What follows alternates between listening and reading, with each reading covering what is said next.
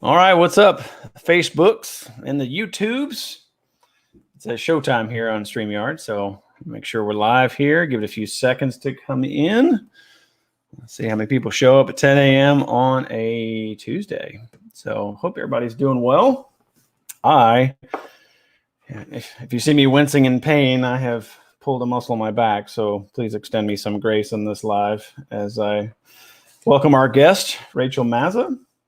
And Rachel is I'm going to bring her on in just a second. She's going to teach us how to take all that awesome traffic that you get from, I don't know, say YouTube ads, and how you can convert more of it into leads and buyers. So she's going to come on and go through a few slides and teach you how to take that ice cold traffic and warm it up even more so. And when I emailed the list this morning, I was like, what's the best way that I could help you guys understand how powerful this is? And it's really the difference between if I send 100 clicks a day to my offer and I go straight to my offer page, you're typically going to convert about 1% to 2% in my experience, right? And then there's all kinds of other stuff you can do as far as remarketing goes. But for that cold traffic, you want to get the most you can because it's usually the most expensive, at least in my world. But what Rachel's going to show us is how you can insert a pre-sale page and you can convert. It's anywhere from 10 to 20% of people who have seen that pre-sale page. We can probably go into the math a little bit, but it's really the difference between 1 to 2 sales per 100 clicks and 3 to 6 sales for the same traffic. So really, really cool stuff. Excited to have Rachel on here today. Before we bring Rachel on, just want to remind you to check out learnvideoads.com. If you'd like to go and learn about getting traffic from the YouTubes, there's an on-demand training you can go through for free. So learnvideoads.com. And then, so I don't forget, Rachel is going to provide us with the cold traffic activation system. You can download it from rachelmazza.com. Grab her cold traffic activation system. So go do that right now and then come back, take some notes while we welcome Rachel Mazza. She's going to teach us how to use this awesome source to get more leads and more buyers. Hey, Rachel, how are you, my friend? Hey there. How you doing? I'm doing well, other than pulling my back. Hopefully not wincing too much on screen. I'm good otherwise. Getting old, Patrick? No, I think I overdid it. Maybe I'm getting old. You know what? You're still doing it. At least you did something worthy of hurting yourself doing burpees, as you were telling me, rather than like bending down and like picking up like a pencil off the floor and like, oh, my back. Well, it's funny. I have my kids doing what I call a 30-30. It's more for my sanity than it is for their health, if I'm honest, because when they're bouncing off no, I'm kidding. It is for their health as well. We're stuck inside, depending on when you're watching this. If you're watching this in 2021, hopefully they'll let us all out. But the 30-30 is 30 burpees, 30 sit-ups, and then they have to do a full glass of water. And it's basically just to mix it up. They do 4 of them a day. And it keeps them active, keeps them moving. And they wanted me to do one with them. And I was fine. I went through it. And then about an hour later, I was like, ooh, maybe I should have tweaked that one. And also it helps them sleep. What's that? It puts them to sleep too, right? It's like they're bouncing off the walls. You got to get some energy out. Oh, yeah, absolutely. Absolutely. We get the heavy eyelids towards the end of the night. And it's like, mission accomplished. Honey, excellent. You're welcome. More burpees is the secret to homeschooling your kids during the crisis. That's a writer downer, folks. If you have kids at home and they're bouncing off the walls, burpees help them sleep better. Just don't do them half hour before you go to bed. All right. Otherwise, it'll be the exact opposite. So. Yeah, fortunately, I don't have that problem. I just have one Bronco Mijatovic who is going stir crazy because he usually goes into the office every day. And I'm the work at home veteran that's like, calm down, breathe. It's okay. Do some stretches. Yeah, I was texting with my siblings where they were talking about having to work from home, and it's like, oh, you mean I have to get up, I have to get dressed, shower, not in that order, go to my computer, work online all day? Huh? That's kind of like a regular Thursday for me. Exactly. Now we just have more work hours available, I guess, because there's no activities afterwards. Yeah. It's forced now. So, well, listen, I'm excited to dig into this. I know, like, for me personally, the pre-sale stuff is something like I'm digging more into this and seeing some really good results. So you're the master at this. So I'm looking forward to having you teach on this. Do we want to share your screen and pull your slides up? Yeah, that sounds good.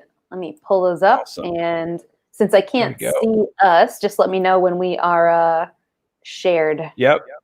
Okay. All right. There you go. Cool. And you know what, to make this easier, and by the way, if you have any questions and you're here with us live, we've got about a half a dozen or so people live. So if you have any questions, please drop those in the comments. They will show up to where Rachel and I can answer those. A little bit of a delay, but if you have questions specific to your offer, to your scenarios, we are here to help you. So please drop those in the comments. And if you ever pulled your back doing burpees, I'd love to hear from you as well, because we can commiserate and share remedies. Share the All right, pain. my friend, take it away. Awesome. So what we're talking about today is advertorial pre-sale pages. And the reason that we're talking about it is because when you're approaching cold traffic, a lot of times people are either skeptical or they're resistant to hearing an ad message from you because they're not in the right mindset to buy, or you haven't built those know, like, and trust signals yet that builds that relationship where someone trusts you enough to give you their money or their email or whatever your definition of conversion is.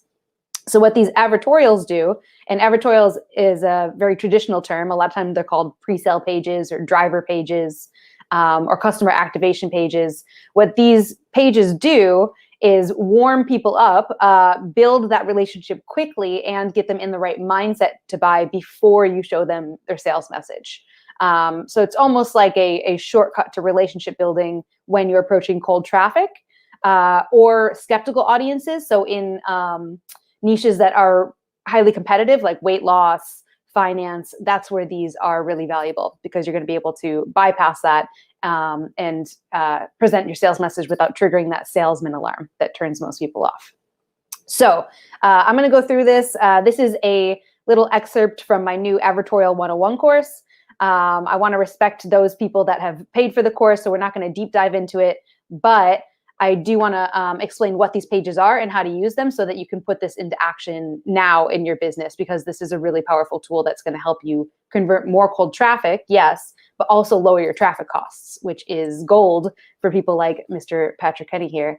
And I'm sure that he can give you a lot more tips on that. And as we're going through, Patrick, I can tell you, for those watching, just real quick, for those of you watching, where I run traffic, I can tell you this process works. So please go download her free gift, her lead magnet, her cold traffic activation system. This stuff works. I'm using it, and I'm migrating every funnel to using a pre-sale page because it's so effective. Awesome. And maybe we can do some case studies or breakdowns of that stuff too for a future Facebook Live. I think that'd be great. All right, let's dive in. Okay, so for those of you who don't know, let's talk about what an advertorial is. It seems to be something that a lot of copywriters especially, but definitely business owners as well, get very confused about. I think because it's a more subtle form of copy and sales messaging, and people don't quite understand how you're using it in your funnel when you're not necessarily selling in the advertorial. So what is an advertorial? It is advertisement in the form of editorial content. So we talked about a little bit about this. Advertorials were traditionally called advertorials because they were an ad in the editorial part of a newspaper.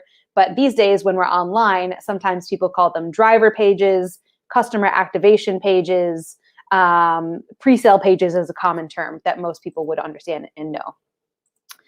So these can look like content. That could be a blog, a news article, even an infographic, things like that that you would normally consume as regular content. But there's sales psychology to help people take a specific action behind this when you're writing this content. And that is to get people to take a specific action or move them into the next phase of the buyer's decision-making process mentally. So we talk about warming people up. What that means is getting people in the right mindset to buy before you're showing them your sales message. So it's content, just like you would read a blog or a news article, but you're using that sales psychology to get people in the right mindset or get them to take a specific action. And that's how an advertorial differs from a regular blog post. So like we talked about, advertorial, the name is because it's an ad plus editorial content.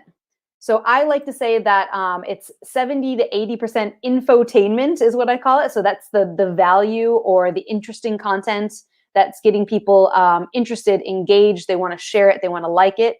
You're going to lean heavily on that. And so that's going to be stuff that they want to read about, they want to share, or it's going to be entertaining. And then it's only going to be about 20 or 30% actual sales message. So this is the part that really trips up a lot of copywriters, because they're used to weaving the sales message into all of their copy.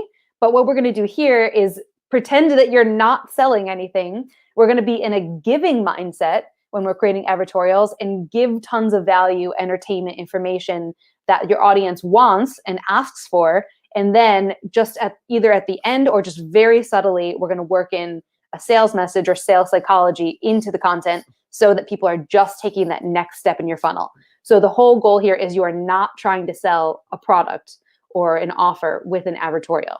That is not the purpose, and it won't work if you're trying to do that. What you want to do instead is just hold them by the hand and just get them to take that next step in the funnel. And that way you're not going to turn people off, get them to click away, or trigger that salesman alarm like you would if you were presenting just your regular sales page when someone's not quite ready for that or to hear that.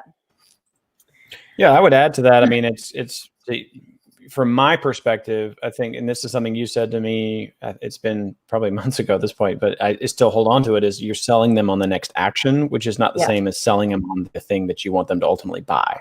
Exactly. It's so important. Yep. Awesome. So let's Great stuff. Yeah. And we can talk about why that works. So we talked about how these work well with cold or skeptical audiences specifically. And so the reason is, if you're a marketer, you know this, people don't trust straight up advertisements because there's too much agenda behind them. No one wants to read or share your ad usually, right?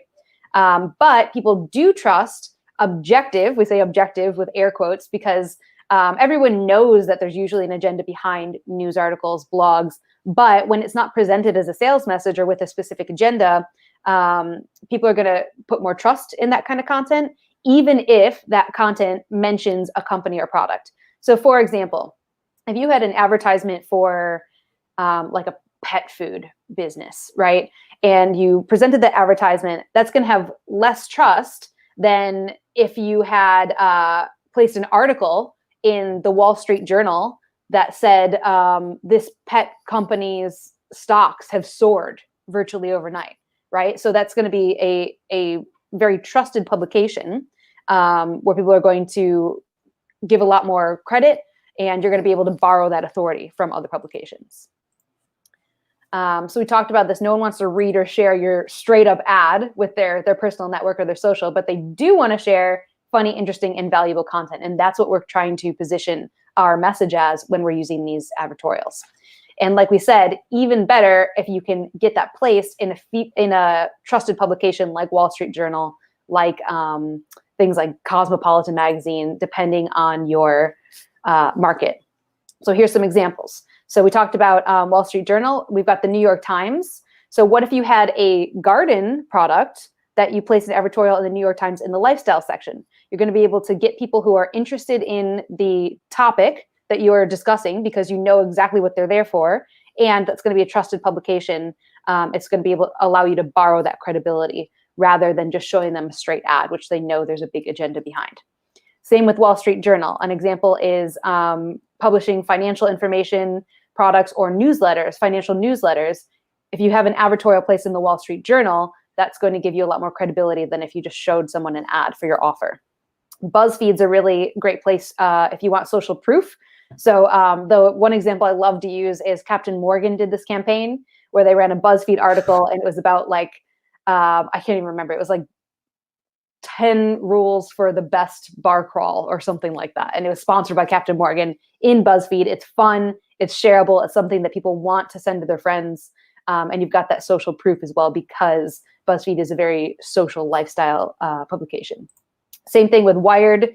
If you have an offer with tech or science, Wired would be a great place to borrow credibility for that niche if you have an offer in that niche. So we talked about cold traffic, skeptical audiences in highly competitive niches are what where advertorials work really well. And that's because back in the 70s, Americans saw around 500 ads a day. But now that's leaped to 4,000 to 10,000 ads today. So we know that people are oversold to, and they know it. So they're hypersensitive to advertisement and any sort of sales messaging. And as you probably know, if you ever tried to sell anyone anything, people don't want to be sold to. So as soon as they feel a sales message coming on, that triggers their salesman alarm, and you have to work really hard to break through that defense. So to get around that, first we're approaching with the stuff that they want to see, the stuff that's valuable, entertaining, and interesting, stuff that they've asked for. And then we're going to subtly work in the sales message just to move them closer to the sale. So like Patrick said before, we're just selling the next action, not the offer. So and I would add to that, people love to buy.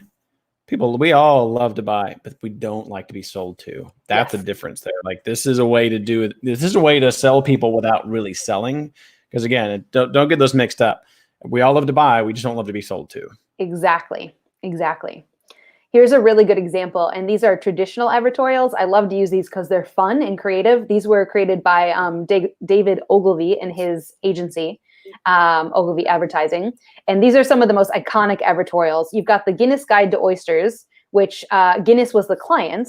And it's a guide to different types of oysters, of course, which pair very well with Guinness. But it was such valuable and entertaining content that restaurant owners would rip this out of the newspaper, frame it, and put it up on their restaurant walls so that their customers could use this while they're ordering oysters. I mean, talk about bang for your buck in advertising. You're having restaurant owners promote your advertisement so that they can promote it to their customers. Same with this Rinso detergent ad, which is also by Ogilvy. It's a guide on how to take out different types of stains. So whether it's grass stains, blood stains, whatever. It's obviously an advertisement for Rinso detergent. But again, there were just so many housewives that would rip this out and put it up on their laundry room wall so that they could use it as a guide every time that they did laundry. And so what advertorials do is they allow your content to go much further and also allow third parties to promote your content, which again, gives you more credibility. So super cool. I love these examples because that's just so powerful and super fun. It's almost like you hacked the advertising game. Yeah.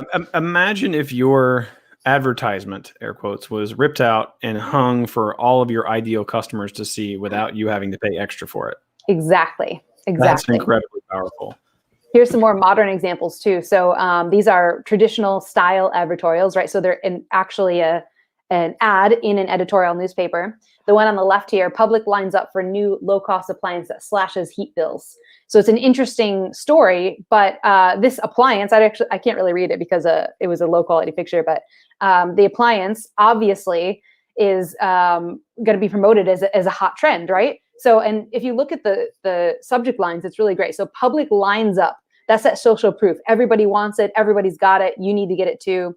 We're talking about low-cost appliance. So again, we're promoting that benefit that slashes heat bills. So you now have spoken directly to the audience that you want to sell to. It's obviously a heating or cooling appliance. And it's speaking directly to the person that they want to reach in this advertisement. But they've added in that social proof. They've communicated the benefits, and they've borrowed credibility because it looks like a news article. And so people are ready to consume information. They want this information. It's not an ad that says, hey, buy my thing. Same with this one on the right. It's for this Four Corners property. They sponsored this advertorial, and it's asking people who are building or renovating their house. It's how to stay on the right side of the law. So it's a guide to building or renovating the right way. And if you need help with that, or if you have questions, look, here's Four Corners Properties that can help you do that. So these are examples of the same style of advertorial where it's in the newspaper. It's an editorial looking ad in the newspaper, but this is for more modern offers than Guinness or Rinso detergent, which I don't even know if Rinso detergent is still around. So let's talk about how to That's proof that the ad can outlive the actual product itself at times. Right? I mean, talk about, that's awesome, right? That's so cool. And now it's like, it's everyone knows it. And so if that's not a successful ad, I don't know what is. So, but let's talk about how this works online. So in your online funnel. So a lot of people don't do in-print advertising anymore, especially smaller businesses, or obviously e-commerce businesses, people with online businesses. So if you're going to translate this into online business, here's what a mini pre-sale funnel might look like. So what you're doing here is you are putting the advertorial landing page or your pre-sale page in between that initial touch point where you first interact with the customer. So that could be a Facebook ad, a YouTube ad, even an email. And it's going to go in between that first touch point and the place where you ask for the sale. So for most people, that's going to be your sales page. It may be your opt-in page if you're collecting emails instead of selling as your conversion. But it's that point that goes in between the initial touch point and that place where you ask for the sale. So these can be used obviously to warm up cold traffic and skeptical audiences, but media buyers use them all the time to test new ad campaigns. So instead of writing like a huge behemoth sales letter or an entire new lead for your sales page, instead you can build this mini advertorial funnel and use advertorials, headlines, and topics that are going to be a lot faster and easier to create to test different ideas, see which your audience engages with most, and then take the winner and apply that to your sales page. So it allows you to test ad ideas. It allows you to get around compliance issues. And this is becoming more difficult, of course, as Facebook gets smarter and more strict with things. But it does allow you to extend the funnel, if that makes sense. And maybe, Patrick, you can talk about this a little bit, how this works more by placing this advertorial page in the middle. You're actually able to bypass some really strict compliance issues, and not badly, but what I mean is a lot of times those compliance issues don't always apply to the offer that you have or the market that you have, but they're very strict on the rules, and this allows you to play the game a little bit smarter. Yeah, if you want, I can just add a little bit onto that. Yeah, I love it. When you're sending traffic directly to a sales page and you have like testimonials and guarantees and all that kinds of things, when you're selling someone, there's a lot of compliance because that's the first impression when you're sending an ad directly to a landing page. And again, looking at the numbers, normally you have a 1 to 2% cold traffic conversion to your sales page if it's on point.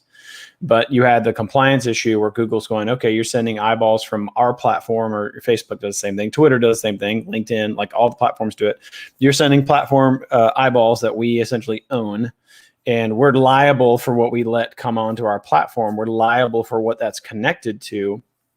And when you connect them directly to a sales page, it gets more scrutiny versus you send them to, not saying you don't have to be compliant, but it's relaxed a bit because they can do their due diligence and make sure that the journey from the click or the view to the first impression page, if that is compliant and covered, then that's where their liability ends. Exactly. So when you send somebody to an advertorial page and you're just telling a story, or you're linking, what Rachel is talking about with this process, you're linking that to an ad, and it's just a story and then a subtle like, hey, if you want more details about the thing, you're going to have to go to this other page. Then Google and Facebook, all of them, they go, oh, we're good. All right, they're telling a story, they're giving some value here, and there's a button here. There's nothing non-compliant because you're not saying put your credit card number in.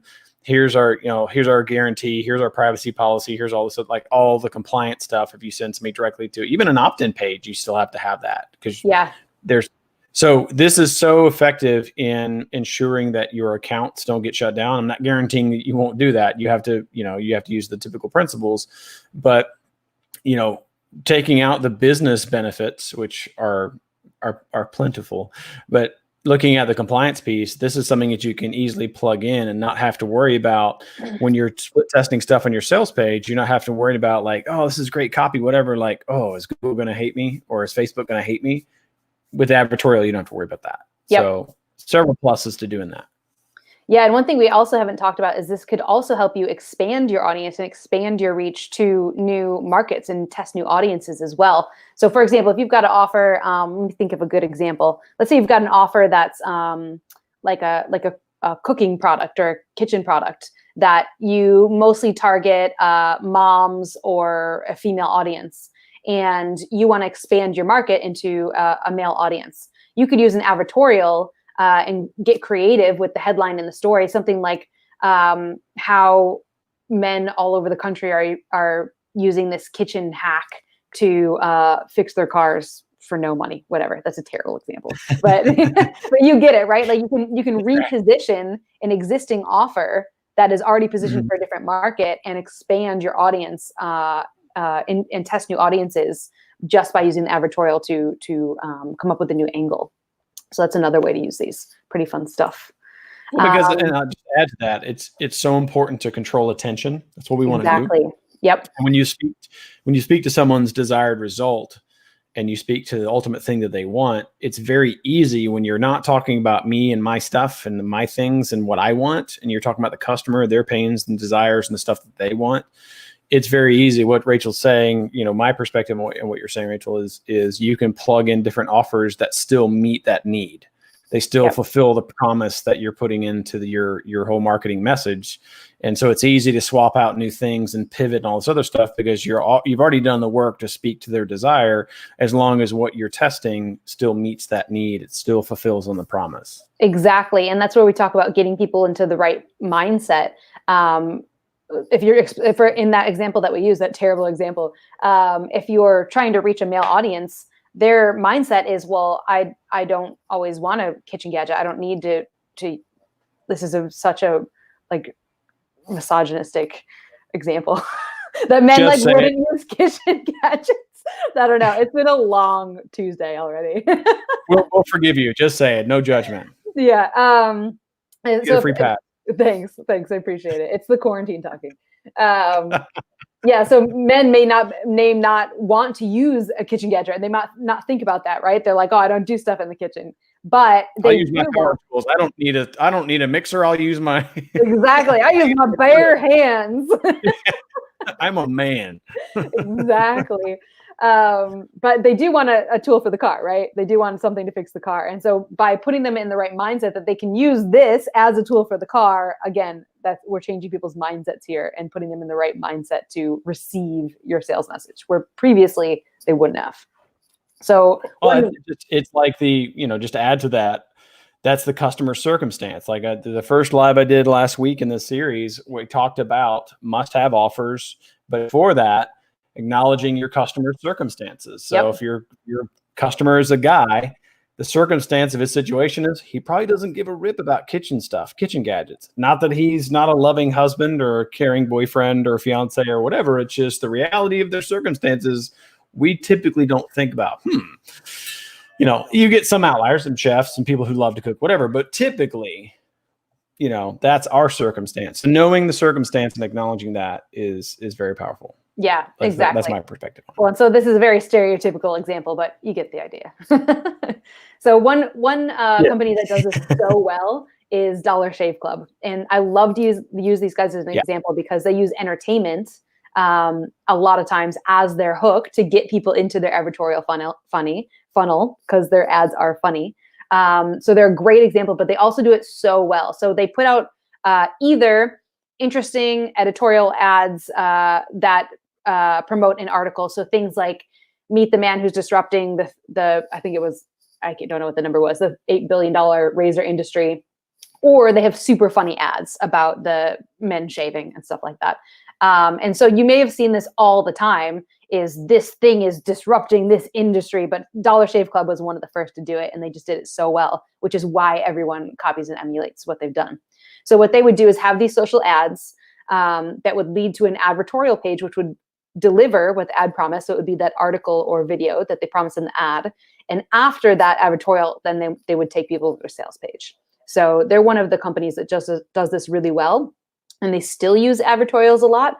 So if you want to look up what they're doing, you can go to, I think they have a YouTube channel, but definitely the Facebook ads library, see what they're doing. And it's some really good examples of how to do this funnel well. So yeah, check out Dollar Shave Club. I am not an affiliate for Dollar Shave Club. Is no, not valid in Delaware or Nevada. Please, disclaimer. Just kidding. It's valid in all states. Yeah. To add to that, again, it doesn't matter if you are like I said in my post to my personal Facebook profile for this presentation. I mean, whether it doesn't matter if you're running a hot dog cart business or a Fortune 500 company. Yep. This will work for your business. So there's no excuse of like, oh, I'm a copywriter or I'm a consultant. I sell hot dogs or whatever. It doesn't matter. This will work for you. This works on every, if it can transform a warehouse business like Dollar Shave Club, where they were just this little rinky-dink business, into a multi-billion-dollar, and I believe they got acquired, right? Didn't they get acquired? Yeah, I don't remember the details of that deal, but they grew. I can't remember how much it was. They grew exponentially within 3 years of launching that business because of this.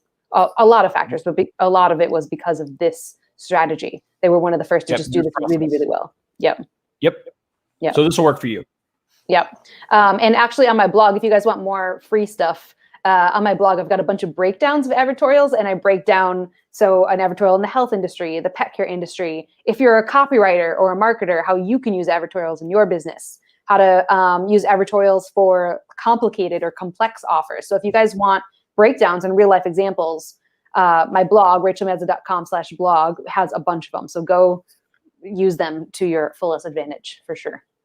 All right. So one thing I want to address here is, I think a lot of people, copywriters and marketers, get really confused about what the purpose of the advertorial is. And we've talked about this a bit.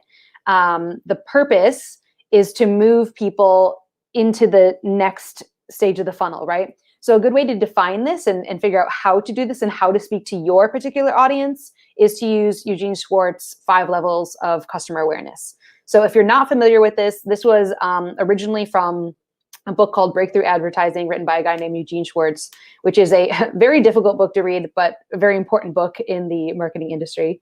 And I really should promise you cash at the end of the book for reading it. Seriously. It is a hard one to read. If you finish all of this and take this test, we'll give you $100. But it is very, which is how much the book costs. No, seriously, the book's like $150. I don't understand. It's like such a ridiculous thing. It's genius marketing. But yeah, so this is from that book, but there's also another book, which is much cheaper, not $150, called Great Leads by Michael Masterson and, is it John Ford? I don't know, but those aren't their real names. They're the guys that run the Agora companies. And they use this chart, this customer awareness chart, to outline how to write different leads for each of these awareness levels. So the way that you're going to use this in your advertorial is understand that if you are approaching a more unaware audience, so audience that has never heard of you, they've never heard of your product, they may not even know that they have a problem in the first place. You're going to need to speak to them much more indirectly. So a lot of stories, language, things like the secret to solving this problem that you may have. You just want them to become aware of their problem if they're completely unaware, right? So if someone is unaware, you're probably going to need several advertorials walking them through each one of these levels of awareness before they're ready to buy. But if someone is solution aware, so that means they know that they have a problem. They may have even gone as far as to start researching brands and companies and prices of different solutions out there, but they are aware of different solutions out there. They're much closer to being ready to make a purchase decision. So you're going to be able to approach them a little bit more directly than you would someone who's completely unaware. They are looking for a solution right now. So you can say, here's the solution. So instead of saying things like, I don't know, an unaware would be like how this one mom from Texas learned how to drop 20 pounds in 2 days or whatever it is. So that may be a super unaware lead, where solution aware may be how this mom from Texas used this secret kitchen hack to lose 20 pounds in 2 days without giving up her favorite foods, right? So people are looking for solutions. They know what they want. They know what they don't want. And now they want to become aware of products and offers specifically that can help them solve that solution. So does that make sense? Did I explain that well? Yeah, I mean, I would say, for any, just kind of how I translate that would be an easy one right now would be like organic food. Like people have never heard of organic food. It's like, hey, the type of how you can raise avocados in a way that doesn't have any pesticides or anything else. It's called, this process is called organic growth. Oh, had no idea what organic was. And now they know that they want organic stuff. It's like, okay, well, I want organic avocados, but where do I get them? Right. Yep. And then it's like, okay, well, you want organic avocados from Mexico. Well, then you want this type of brand of organic avocados from Mexico.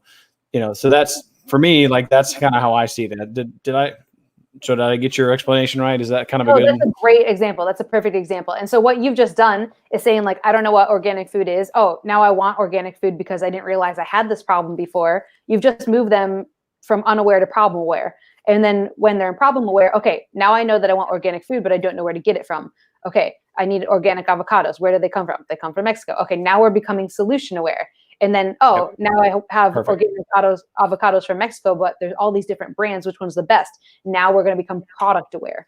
And so once you become product aware, you're going to choose what product to buy. Then you're most aware. And at that point, all you need to present people is either a really good deal or a really good guarantee so that they feel that they're making the right decision. So once people get to aware, you don't need to push hardly at all for the sale. You're just going to present the sale and have the best deal for them, have the best offer.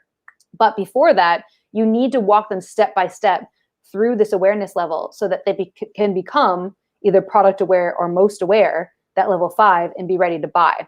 And so the thing with advertorials that people mess up is they try to rush this process. They try to take people all the way from unaware to aware in one advertorial. And yes, sometimes that's possible. It depends on how complex your offer is, where your audience is currently at in this decision-making process. But most people, you're going to need to take people step by step of just one level in your advertorial. And if you're trying to rush it, that's where you're going to turn people off. You're going to trigger their salesman alarm. They're going to click away. They're going to see this as too salesy or too much of an ad, and your advertorial is not going to be effective for the purpose that you're trying to use it for. It's like the whole dating analogy. Exactly. You wouldn't propose to a date on the first time out. Right. Exactly. Or start like naming your kids. Right. Yeah, there you go. Like for our first date, I thought we'd name our kids. Creepy. Yeah. Goodbye. Exactly. Right. Just get a cup of coffee. You'll be fine. Yeah. This is great. So one thing that I like to advise people who are just getting into advertorials is this can be really confusing, but it's actually very simple. So what we're doing is just understanding the principles behind this, but it's actually really simple. So every time that you write an advertorial, just think, what is the one single thing, just pick one, that you want your readers to know or believe before they can move to the next part of your funnel. So another way to think of that is, what is the one thing that they need to know or believe or understand before they're ready to move into the next phase of awareness? So with Patrick's example, if they know that they want organic food, then they want to know where that organic food should come from or where they can get it from, right? So that's the one thing that they need to know in order to move into the next stage of awareness. So if we look at this, if they're completely unaware, all you want them to understand is become aware of their problem so that they can start seeking out solutions. Or if they're already aware of the problem, if they're problem aware, all you want them to do is start becoming aware of potential solutions so that they can start becoming aware of products next, right? So super simple. This is probably the simplest way that you can design what goes into your advertorial. Here's some more examples. So this was, this first one on the left was an advertorial sponsored in BuzzFeed by Hidden Valley Ranch. And it's 8 exotic foods we'd try if we had some Hidden Valley Ranch. So here we're probably talking to a more aware audience because they probably know what Hidden Valley Ranch is, or they know at least what ranch dressing is, right? And so it's going to go through all of these foods that most Americans who are notorious for loving ranch dressing would think is either gross or weird, but hey, maybe I could try it if I put some ranch on it. So it's just a cheeky way to sell ranch dressing to people that may not be looking for ranch dressing or may not normally be in a buyer's mindset for that. Same with Game of Thrones. I mean, the Netflix and HBO and Hulu all do amazing advertorials. So there's one for the Terminator movie that was great about like, what would you do if you lived in Skynet, or are we on the way to living with Skynet taking over the world? This one was a quiz. How would you die in Game of Thrones? Super simple. This is obviously for a very aware audience, right? Because people have to know what Game of Thrones is. And you have to get the joke that like everyone dies in Game of Thrones. So how would you die? So this is for a more aware audience. So they're being a bit Rachel, more I don't think you should give away any spoilers to our audience about Game of Thrones, okay? You know what? This is a very important time because people actually have time to block watch 8 seasons of Game of Thrones. So spoiler alert, the ending sucks. Yes. So make sure I can tell you like their advertising is way better than the last episodes. Yes. Oh gosh, I was so let down. Anyway, yeah. How would you die in Game of Thrones? Well, I would have written a better ending, and then exactly. Everyone would have been happier. Quick side note: if Game of Thrones made you very sad and disappointed at how it ended, you should definitely check out The Witcher on Netflix because it just restored all my faith in the. Oh, that gets my vote as well. Fantastic. So good. Oh, good. Yeah. And now back to Mark. That's the end of this. This is important stuff. This is survival techniques for the current crisis. Cool. So yeah, this last example is just like we talked about Captain Morgan. They had a whole bunch of them. This one was 15 things you didn't know about 15 captains, commanders, and conquerors. And it throughout it talks about Captain Morgan, and they've got the branding and everything. So just super fun stuff. All right, cool. So this is an example. This is an advertorial I wrote a long time ago for Kevin Rogers from Copy Chief, selling his 60-second sales hook book. And the reason I want to show it to you is to show you different ways that you can present the same offer using different styles of advertorials. So this one is a story or like a secret. So this would be for a more unaware audience. And so the angle that we took was, could this ancient storytelling formula be the secret to landing 5-figure copywriting gigs?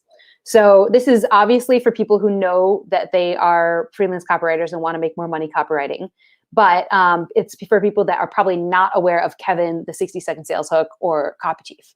And so this was for a more unaware audience, and it's that story formula, that secret. There's a secret here, right? But we also did it. This one was more of like a story or editorial style. I'm sorry, the last one was editorial, like more like a news article, right? This one would be more of a personal story. So the tough love advice that transformed this struggling freelancer into an in-demand copywriter. And it was a personal story. So it's a totally different angle to sell the same offer. And then we also did what we call listicles. And that's where it's like a list of product reviews or top things to do or not to do. So this one was the top 3 things you should never do as a freelance copywriter. And so this is that listicle. It's probably going to be for a more aware audience. So it's a little bit more direct. And the number one thing is you should never wing it every time you write. And the solution to that is use the 60-second sales hook formula. So super, super simple. 3 different ways and different angles that you can promote the same offer. And so you can emulate this for your business as well by just getting creative and coming up with a couple different styles. So whether it's a listicle, a story, editorial, even an infographic, all of these can be used as editorials. All right, so that's what I've got for you. I have a ton of free training on my blog. So you are welcome to go on there, ask questions. I want to support you in any way that I can. So if you've got questions, you can either just put them in the comments here, or if you're on a particular blog looking at a breakdown and you want more information, absolutely happy to do that. I know a lot of people, both that Patrick knows and that I know, are in Copy Chief. So if you haven't watched it, included in your Copy Chief membership, I've done an entire hour of in-depth advertorial training. Some of the stuff you've seen here, but also there's a lot more in there. And then I also have a podcast with Kevin Rogers on Copy Chief Radio podcast, where we dig into this as well. And if you want to go super deep, I've got my advertorial training program launching next week. So that's awesome. What I got. That's fantastic. Thank you. We actually do have a question that came up. Yeah, first, please go check out Rachel's, check out her cold traffic the cold traffic activation system. Links on the video here, rachelmazza.com. Go check that out. And then when you need to drive traffic to it, go check out learnvideoads.com. You can go through my on-demand training as well for sending those eyeballs to those advertorials. And that segues perfectly into our question from Eric, who says, if you're taking them through multiple levels of awareness, how do you follow up with multiple advertorials? Or can you use a webinar or VSL to continue information about the next levels of awareness after they see the first advertorial? Yes, that makes sense. Awesome. Rachel, you want to take a stab at that one? This is a really good question. I don't want to take up too much time by searching through the internet to find an example, but I do have some really good examples on my blog. So if you want, I will, after we're done, I will find that and link it in the comments here. But you see this all the time on places like businessinsider.com or Entrepreneur Magazine, where what you're doing is the purpose of your first advertorial is just to get them to read the next advertorial.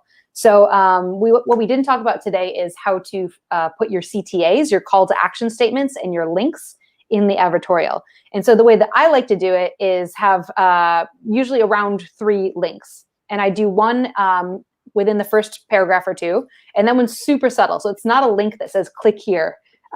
It's you're hyperlinking some relevant terms. So let's say you're talking about weight loss supplement. In the first part of your advertorial, you might say something like Donna wanted to lose weight if you're telling a story. And so the words lose weight would actually be your link, right? The second one's going to be a little more direct, where it might be, so Donna tried this product called XYZ. And so that this product called XYZ would be your next link. It's a little bit more direct because it's mentioning the product. And the third one is the one that I used to like to use, the most direct link. And that's where you tell them to do something. So the last one might be, if you want to learn more about Donna's weight loss story or how other people are using product XYZ, click here. And that one is the most direct link. So all of those links, even though they're different levels of subtlety in your sales message, are going to lead to the same place. And so what you would do is lead them to the next advertorial. Does that make sense? So your first advertorial will be about Donna's story. Maybe the next one is about someone else's story or goes a little bit more in depth into the same subject. But what you're doing is you're leading them to the next awareness level by creating a new advertorial and linking those advertorials in a sequence. I don't know if you can see. Does that make sense, Eric? Yeah, I'll add to that on the traffic side, Eric, too. Like, that's a really great way that Rachel gave you as far as doing that in 1 or 2 or 3 advertorials, like linking that way. Something else you could do just on the YouTube side, I'll just put this back up for those that might not have seen the question. Like for YouTube, most people that are on YouTube or on Google for that matter are typically problem aware. You're not, when you look at social media ads, Facebook is a really great place to introduce information about, like, introducing the problem to someone that they're not aware. Like, men over 50 should have a cardiovascular exam, right? Well, if you're over 50 and you didn't know that you needed to have a cardiovascular exam, you're now problem aware.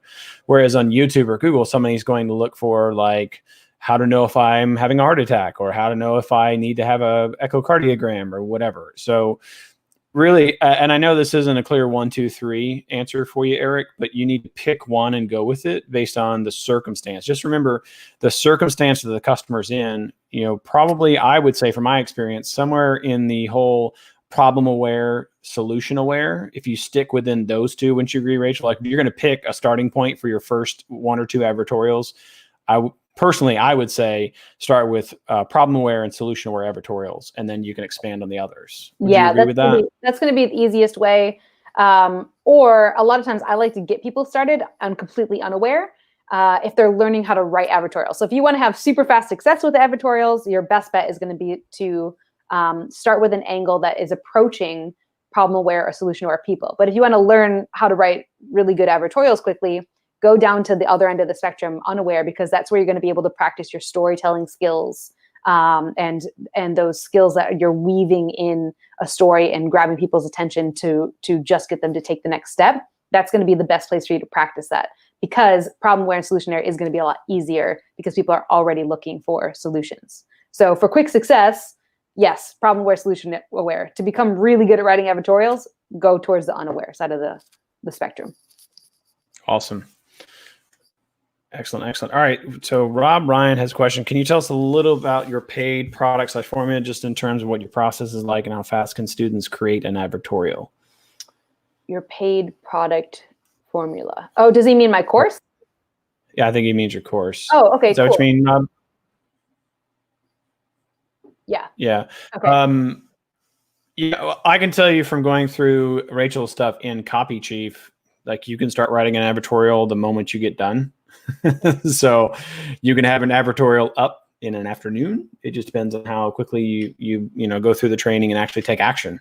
So that's my experience. What would you say, Rachel? Yeah, absolutely. So what we've done is in Copy Chief, we've got an hour-long crash course on how to write an advertorial. So what this new course that I'm doing is actually 4 weeks. So we go really in depth.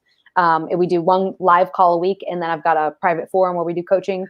And that's going to be in depth. So a whole hour a week, and followed by a live Q&A. And by the end, you could absolutely write any advertorial that I could write in 4 weeks.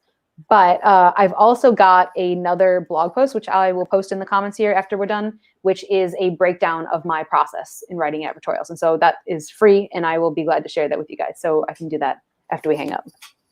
Awesome. That would be great. Yeah, just a reminder, go check out Rachel's course on advertorial. And those of you who, it looks like we have some of my members of Get You Book Sprints are in here. So for those of you that are in Get You Book Sprints, if you don't know what that is, you can go to getyoubooks.com/sprints, SPRINTS. and you can check out my membership there. Then April's training, actually, the April sprint that's coming out. So we just did one on video testimonials in March. That's there as an archive for anybody that joins sprints. Shameless plug. Getting good feedback, so maybe not. But April, I'm actually going to go through the actual traffic that like the VSLs and all the video ads that I create that I send to my advertorials. I'm doing that as April sprints. So if you want to go deep on the traffic side, I'm not covering all the copy like Rachel is, but how I'm taking the video, the traffic, and sending it to advertorial. That's going to be an April sprint. If you want to check out getyourbook.com/sprints, and definitely check out Rachel's course. I can speak from using it myself that it's high quality, and Rachel's just awesome at this stuff. So it can transform your paid traffic strategy. Thanks. So, yeah, I'm super excited. And if you guys have more questions, put them in the comments here. I'll go get those resources after we hang up in a minute. But if you want other stuff, I'd be glad to link it here because we've got awesome. lots. Fantastic. All right. Well, I think that's it. There aren't any more questions that are coming in. So we've got a dozen or so people on here. I'll give them one more minute to ask any other questions, but I think we covered everything. So, yeah, that was good. Rachel, thank you so much. Appreciate you coming on. I know I always enjoy learning more about advertorials. Every time you go through a new training, I always learn something else. I'm like, oh man, I need to do that on mine. So, I know that you and I talked about doing some breakdowns of the advertorials you're using. So I'd still love to do that. We talked about that before all this crazy stuff happened. So maybe we can line that up for next week or the next couple of weeks to do some breakdowns of what you're doing too. I'd love to see it. Yeah, that would be great. We can definitely do another live. If you all want, just let us know, and we could do that live if you want. Yeah, sounds good to me. We'll figure it out. We'll talk about it. But no, it's good stuff. So again, thank you so much. Check out rachelmazza.com for all of her sugary goodness. And that's it for me, Rachel. Thanks so much for coming on. Absolutely. It's great chatting with you. See you guys later. Right. I think that's it for us. We're going to sign off now. You guys have a wonderful Tuesday. Stay safe, hydrate, wash your hands, and please subscribe to Rachel's list for her advertorial stuff, and stay tuned to my list for more updates on the next live streams. We've got Thursday, I've got Jason Portnoy of J-Port Media. He's going to come on and show us how to get big wigs into podcasts. He's been able to get Gary Vaynerchuk and Frank Kern and some pretty big names, Ezra Firestone. And he's a very skilled individual, but he wasn't really well known, and he got all these people onto his podcast. So he's going to share some of that. That's going to be on Thursday. And then we had to reschedule Mike Renard on Facebook ads due to a scheduling conflict, but I believe we're going to shoot for end of the week, maybe Saturday. So stay tuned. I'll give you updates on that. We're going to sign off. You all have a wonderful day. We'll see you on the next one. Thanks. Ciao.